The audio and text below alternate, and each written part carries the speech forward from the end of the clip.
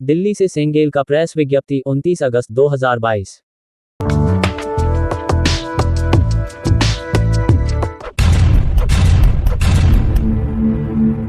आज दिल्ली के centre for governance कार्यालय में झारखंड के प्रथम राज्यपाल प्रभात कुमार, जो भारत के कैबिनेट सेक्रेटरी भी रह चुके हैं, के साथ मुलाकात हुई।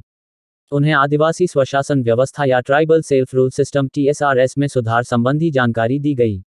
उनसे आग्रह किया गया कि जिस प्रकार आपके नेतृत्व में सेंटर फॉर गवर्नेंस अर्थात सुशासन केंद्र कार्य कर रहा है, सेंगेल आपके सहयोग का आकांक्षी है, ताकि आदिवासी स्वशासन व्यवस्था में सुधार हो और उसमें जनतंत्र और संविधान लागू किया जा सके।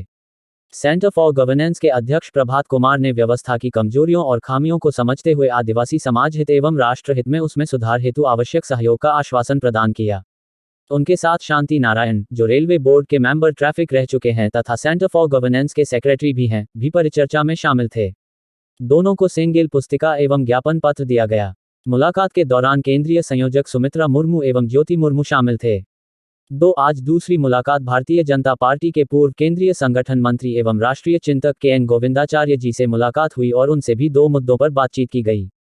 ट्राइबल सेल्फ रूल सिस्टम में सुधार कर जनतंत्र एवं संविधान लागू करने संबंधी तथा प्रकृति पूजक आदिवासियों को सरना धर्म कोड की मान्यता प्रदान करते हुए जनगणना में शामिल करने संबंधी उन्हें भी सेंगेल पुस्तिका दी गई।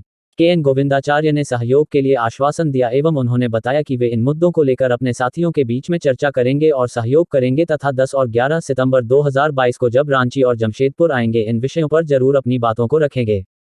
KN गोविंदाचार्य से भी मुलाकात काफी सौहार्दपूर्ण और सकारात्मक हुआ।